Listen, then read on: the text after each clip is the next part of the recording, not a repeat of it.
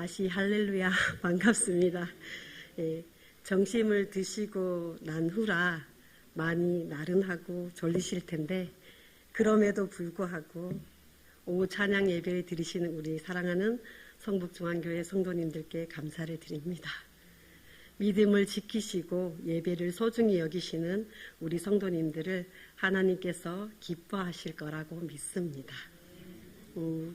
얼마 전에 아버지가 돌아가셔서 아버지가 돌아가신 후에 여러 가지 일들을 정리하면서 아버지의 사랑이 얼마나 크신지를 알게 되었습니다.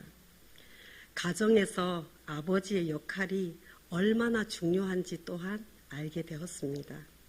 저는 어머니의 희생적인 사랑, 헌신적인 사랑만 알고 있다가 아버지가 돌아가시고 난 뒤에 서류를 하면서 아버지의 발자취를 따라가면서 아버지의 깊고 크신 사랑을 깨닫게 되었습니다. 아버지의 존재가 얼마나 자식들에게 큰 나무와 같은지, 그리고 그 그늘 아래에 있는 것이 얼마나 평안했는지, 살아계셨을 때는 몰랐던 그 사랑을, 또 살아계셨을 때 표현하지 못한 그 사랑을 돌아가시고 난 뒤에 하나하나 그 발자취를 따라가며 여러 가지 물건들을 통하여서 아버지의 사랑을 알게 되고 감사하게 되었습니다. 오늘 우리가 읽은 누가복음 15장은 특별히 11절부터 32절까지는 탕자의 비유로 우리가 너무나 잘 알고 있는 본문입니다. 우리는 늘 이 말씀을 누가복음 15장 11절에서 32절을 접할 때마다 탕자의 비유지라고 늘 생각을 하지요. 그런데 15장 11절 위에 보면 소 제목에는 이렇게 적혀 있습니다. 한번 보실까요? 잃은 아들을 되찾는 아버지의 비유. 탕자의 비유가 아니라 잃은 아들을 되찾는 아버지의 비유라고 소제목으로 나와 있습니다. 이 누가복음 15장에는 세 가지 비유를 말씀하고 있습니다.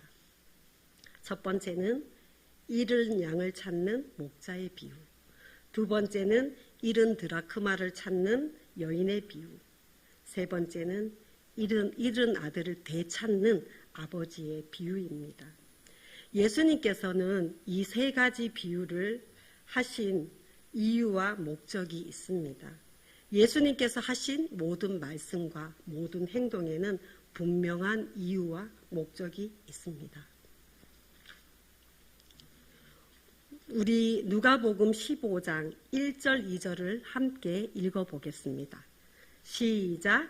모든 세리와 죄인들이 말씀을 들으러 가까이 나오니 바리새인과 서기관들이 수군거려 이르되 이 사람이 죄인을 영접하고 음식을 같이 먹는다 하더라.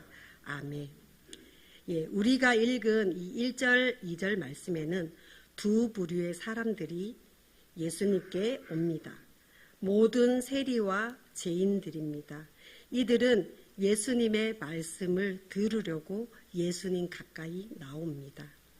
세리와 죄인들은 성경의 성경도 도덕법도 준수하지 않고 종교적 유대인들이 따르던 정결의식과 규칙도 지키지 않고 방탕하고 사람 취급 못 받던 사람들입니다. 그리고 또 한 부류가 나오는데요. 어려서부터 배운 전통 윤리를 고수하고 성경 공부를 하고 그대로 순종하며 충실히 예배하고 꾸준히 기도하는 바리새인과 서기관들이 등장합니다. 이 바리새인과 서기관들은 예수님이 세리와 죄인들을 영접하고 음식을 같이 먹는 것이 못마땅하고 싫었습니다. 그래서 수군수군 거립니다. 왜냐하면 고대 근동에서는 함께 앉아 먹는다는 것은 그 상대, 예수님께 나오는 예수님과 함께 밥을 먹는 사람이 죄인과 세리이기 때문에 그 상대를 수용한다는 것을 표시하고 있기 때문입니다. 그래서 바리새인과 서기관들은 예수님은 어떻게 감히 이런 죄인들에게 다가가는가? 예수님은 어떻게 감히 이런 죄인들을 영접하고 음식을 같이 먹는단 말인가? 누가복음의 이 세 가지 비유는 바리새인과 서기관들에게 비유로 하신 말씀입니다. 잃은 양을 찾는 목자의 비유와 잃어버린 드라크마를 찾는 여인의 비유는 우리 주님은 잃어버린 죄인이 회개하고 하나님의 집으로 돌아오는 것에 대하여 하나님 나라에서 얼마나 기뻐하신지를 설명하며 하나님께서는 우리가 잃어버린 자들을 찾으라고 우리에게 이 말씀을 통해서 말씀하고 계십니다. 세 번째 부유의 이야기는 어떤 사람에게, 우리가 오늘 읽은 말씀인데요. 어떤 사람에게 두 아들이 있는데 둘째 아들이 아버지가 살아계시는데 아버지 재산 중에 자기의 몫을 달라고 합니다. 유산은 아버지가 돌아가셔야 비로소 자기 몫을 받을 수 있는데 둘째 아들의 요구대로 아버지는 둘째 아들과 큰 아들에게 각각 재산을 나눠줍니다. 며칠 후에 둘째 아들은 재물을 다 모아가지고 먼 나라로 이민을 가서 허랑방탕하며 그 재산을 다 낭비해버립니다. 그 재산을 다 낭비하고 이민 간 그 나라에 마침 흉년이 들어서 이제야 이 둘째 아들은 궁핍합니다. 그 나라의 친구 옆에 붙어 살다가 그 친구가 돼지를 치는 둘로 이 둘째 아들을 보냅니다. 돼지는 유대 나라에서 부정한 동물이기 때문에 둘째 아들은 그 부정한 그곳에서 돼지를 먹는 지엽 열매를 먹고자 하나 그 배를 채우려고 했으나 주는 사람이 없었습니다. 그때 둘째 아들은 스스로 돌이켜 내 아버지 집에는 먹을 것도 많고 품꾼들도 풍족하게 먹는데 나는 여기서 굶어 죽는구나 생각하고 이제 아버지 집으로 돌아가야겠다라고 생각을 합니다. 그리고 또 생각을 합니다. 그래, 나는 하늘과 아버지께 죄를 지었어. 이제 나는 아버지 아들이 아닙니다. 나는 그럴 자격이 없으니 아버지, 나를 아버지의 일하는 그 품꾼 중에 하나로 보십시오 하며 그 말을 되뇌기며 터덜터덜 아버지 집을 향해 걸어갑니다. 우리 20절을 함께 읽겠습니다. 20절 말씀, 누가복음 15장 20절 함께 시작. 이에 일어나 아버지께로 돌아가니 아직 거리가 먼데 아버지가 그를 보고 측은히 여겨 달려가 목을 안고 입을 맞추니. 아멘. 예. 그런데 아직 거리가 먼데 아버지가 아들을 보고 불쌍히 여기며 달려갑니다. 만약에 이 장소가 아버지가 계시는 현관 앞이라면 아들이 들어갈 수 있었을까요? 큰아들과 아버지가 함께 식사를 하고 있는데 현관문을 열고 이 둘째 아들이 들어갈 수 있었을까요? 그러나 이 배경의 장소는 아직도 거리가 먼데 아버지가 아들을 보고 불쌍히 여기며 달려갑니다. 아들아 하고 달려가서 냄새나고 너덜너덜하고 초라하기 그지없는 아들을 향해 목을 안고 입을 맞춥니다. 아들이 저는 아버지 아들이라고도 하지 말고 품꾼 중에 하나라고 해주세요라고 얘기를 듣지도 않고 종들을 불러다가 제일 좋은 옷을 입히고 손에 가락지를 끼우고 발에 신을 신기며 가장 맛있는, 태어난 지 1년 2년 되는 가장 좋은 살찐 송아지를 잡아다가 요리를 해서 먹이며 기뻐하며 잔치를 벌입니다. 우리 24절을 함께 읽어보겠습니다. 누가복음 15장 24절.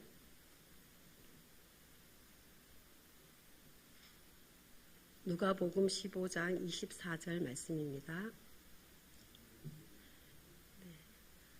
시작.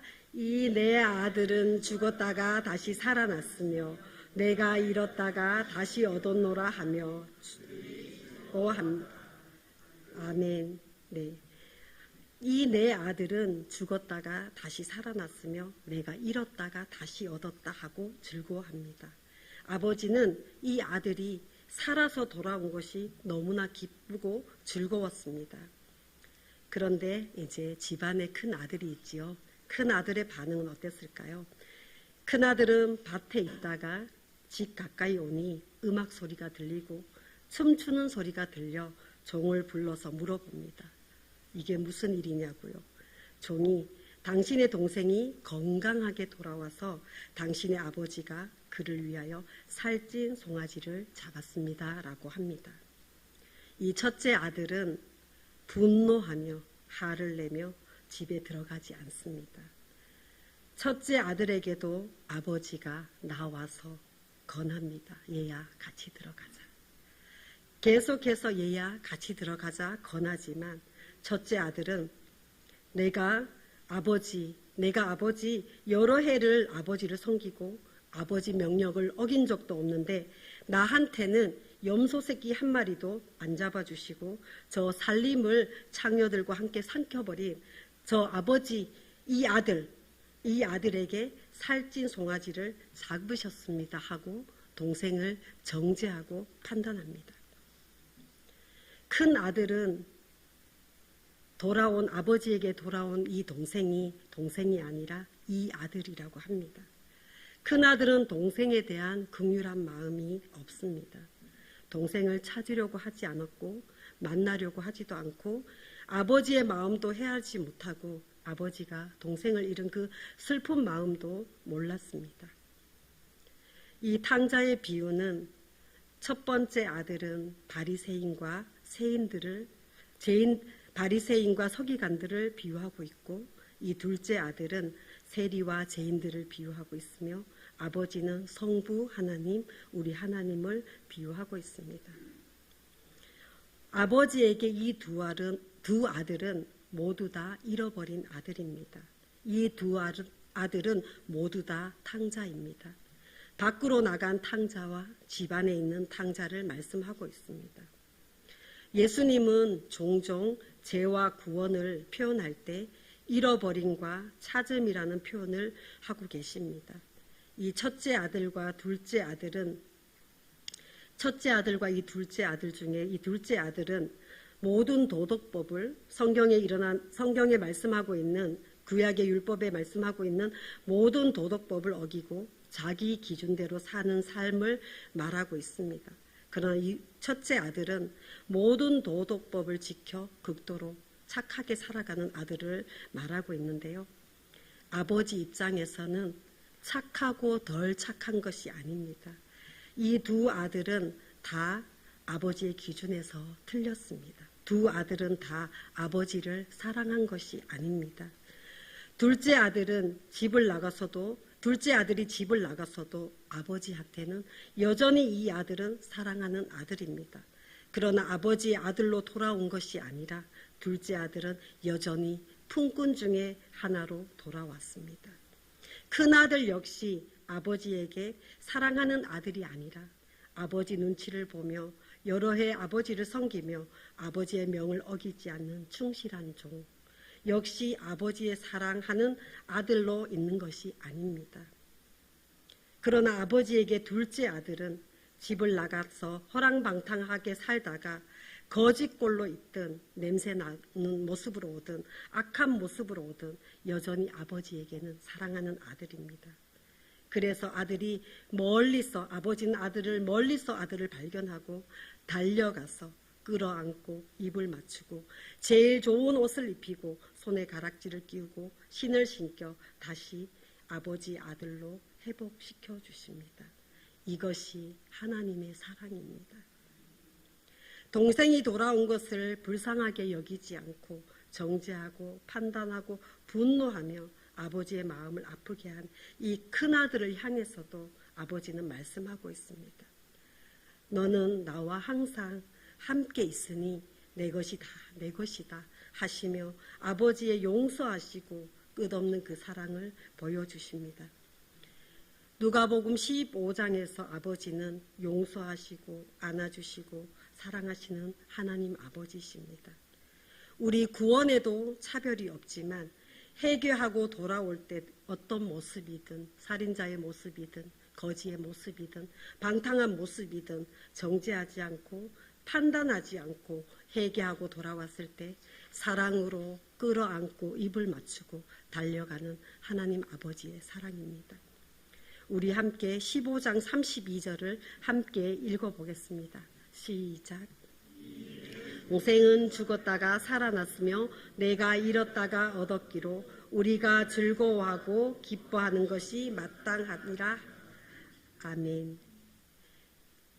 아버지의 사랑은 죽은 줄만 알았던 이 아들, 잃어버렸던 이 아들이 돌아왔을 때 기뻐하고 즐거워합니다. 그래서 오늘 15장 말씀에 보면 잃어버린 한 마리 양을 찾을 때 즐거워하고 어깨에 메고 벗들과 이웃들과 함께 즐거워하는 아버지입니다. 죄인들이 회개하고 돌아왔을 때 회개할 것 없는 의인 99보다 더 기뻐한다고 성경은 기록하고 있습니다. 두 번째는 잃어버린 한 드라쿠마를 찾았을 때 벗과 이웃을 불러 모아서 함께 즐거워하고 기뻐합니다. 우리가 읽은 이 세 번째 탕자의 비유에서는 우리는 어떤 아들일까요? 첫째 아들일까요? 둘째 아들일까요? 허랑방탕한 둘째 아들인가요? 아니면 집에 있으면서도 동생이 살아온 것을 기뻐하지 않고 그저 정죄하고 분노하고 또 아버지가 공의롭게 그 아들을 처벌하기를 바라는 첫째 아들인가요? 예수님이 이 땅에 오신 이유는 분명합니다. 하나님의 나라를 선포하시고 누가복음 19장 10절에 보면 인자가 온 것은 잃어버린 자를 찾아 구원하러 오셨다고 말씀하고 있습니다. 사랑하는 성도님들, 우리 하나님 아버지는 차별하지 않습니다. 도덕적 기준을 이용해서 착하다 안 착하다, 잘한다 못한다로 차별하지 않습니다. 회개하고 돌아온 사람들에게 하나님은 그 사람이 죄인의 모습이든 세리의 모습이든 창기의 모습이든 하나님은 판단하거나 정죄하지 않습니다. 하나님은 세리와 죄인들, 창기들도 하나님 나라에서는 잃어버린 자라고 말씀합니다. 그리고 저와 여기 말씀을 듣는 우리 성도님들에게도 우리들에게도 잃은 한 마리의 양을 찾을 때까지 찾기를 원하십니다. 그리고 잃어버린 한 드라크마를 찾기 위해 등불을 켜서 집을 쓸며 찾아내기까지 부지런히 찾으라고 말씀하고 있습니다.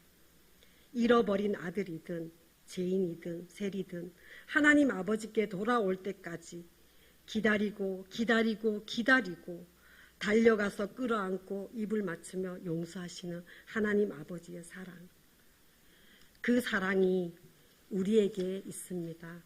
우리 사랑하는 성북중앙교회 우리 성도님들은 혹시 우리 성전에 창기 같은 사람이, 세리 같은 사람이, 누더기 옷을 입은 거지 모습을 한 사람들이 들어왔을 때 우리는 하나님 아버지처럼 함께 기뻐하고 함께 즐거워할 수 있을까요?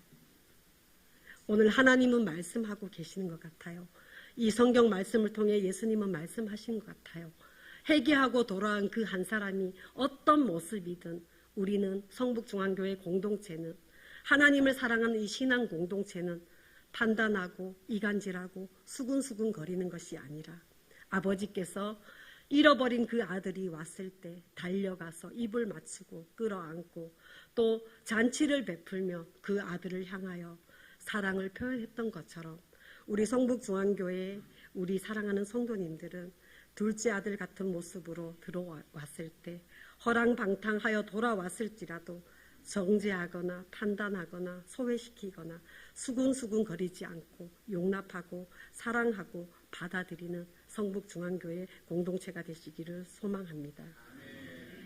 죄인 한 사람이 회개하고 돌아오는 것이 하나님께서 얼마나 즐거워하고 기뻐하시는지 하나님께서는 15장 32절 말씀에 이렇게 말씀합니다. 이제 이 내 동생은 죽었다가 살아났으며 내가 잃었다가 얻었기로 우리가 즐거워하고 기뻐하는 것이 마땅하다 하십니다. 하나님께서는 이 아들이 돌아왔을 때 그 아들과 함께 즐거워하는 것, 첫째 아들도 이 동생이 돌아왔을 때 함께 즐거워하고 함께 기뻐하는 것이 마땅하다라고 말씀하십니다. 그러나 지금 우리 교회 현실을 보면요, 정말로 가난한 노숙자가 들어왔을 때 식당에도 들려보내지 않고 냄새 난다고 교회에 들어올 때도 씻고 오라고 얘기합니다. 그러면 하나님의 이 예수님의 이 말씀은 거짓되지 않습니까? 우리가 예수님을 믿고 예수님께서 말씀하신 이 말씀을 들으면서 우리는 신앙 공동체 안에서도 서로가 서로를 수군거리고 이간질하고 소외시키고 때론 첫째 아들같이 정죄하고 판단합니다. 하나님은 그것을 죄라고 말씀하십니다.